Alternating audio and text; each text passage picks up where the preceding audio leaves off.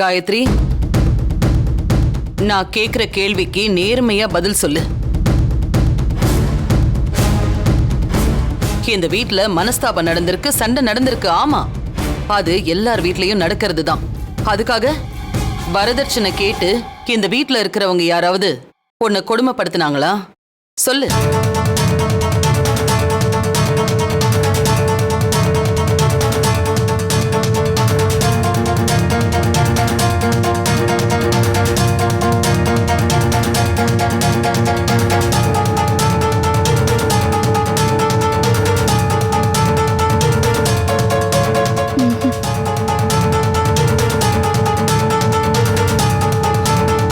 Madam,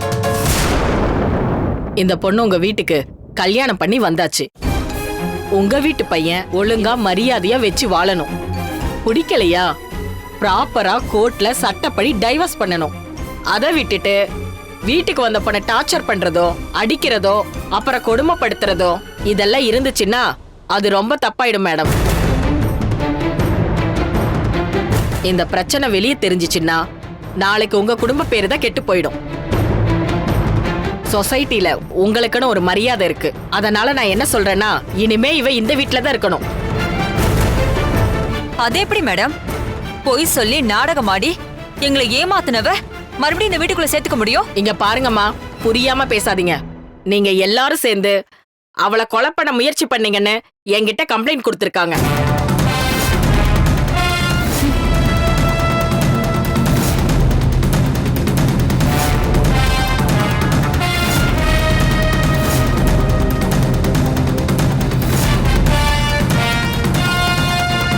so இந்த பிரச்சனையை நீங்க இப்போதைக்கு முடிக்கணும்னா அந்த பொண்ணை மறுபடியும் ஏத்துக்கோங்க.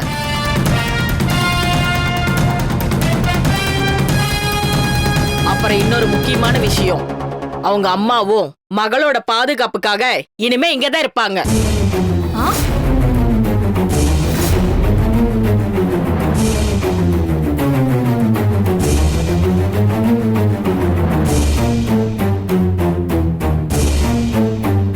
மேடம், அதெல்லாம் முடியாது. ரோட்ல போறவங்க தங்குறதுக்கு இது என்ன சத்திரமா? அவங்க சத்திரத்துல தங்கறதுக்கு அவங்க ஒன்னும் ரோட்ல போறவங்க இல்ல, உங்க வீட்டோட சம்மந்தி. இப்ப இந்த பொண்ணையும் அவங்க அம்மாவையும் வீட்டுக்குள்ள விடலன்னா உங்க பையனை நான் அரெஸ்ட் பண்ணி கூட்டிட்டு போக வேண்டியதா இருக்கும்.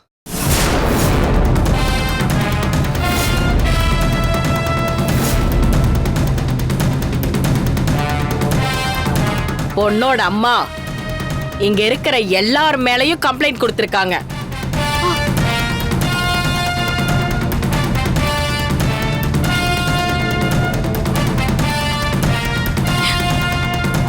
இனிமே இவங்க இங்கதான் இருப்பாங்க. ஒருவேளை இப்ப இத நீங்க தடுத்தீங்கன்னா உங்க குடும்பத்துல இருக்கிற எல்லாரையும் நான் அரெஸ்ட் பண்ணி ஜெயிலுக்குள்ள வச்சு நடவடிக்கை எடுக்கிற மாதிரி இருக்கும். தப்பா நினைச்சுக்காதீங்க மேடம். நீங்க சொல்ற மாதிரியே இவளை மறுபடியும் எங்க குடும்பத்துல சேர்த்துக்க முடியாது.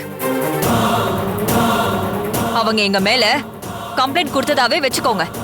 நாங்க எதா இருந்தாலும் சட்டப்படி கோர்ட்லயே பாத்துக்கிறோம்.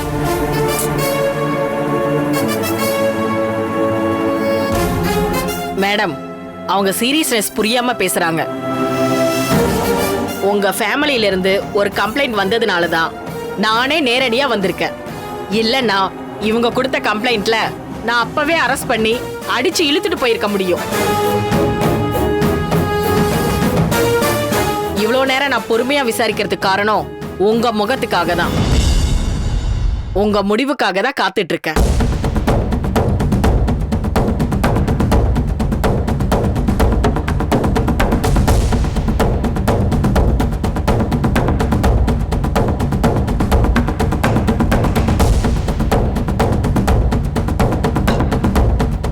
காயத்ரி இந்த வீட்ல இருக்கிறதுல எங்களுக்கு எந்த பிரச்சனையும் இல்ல. அவளோட அம்மாவும் இங்கேயே இருக்கலாம். Thank you madam.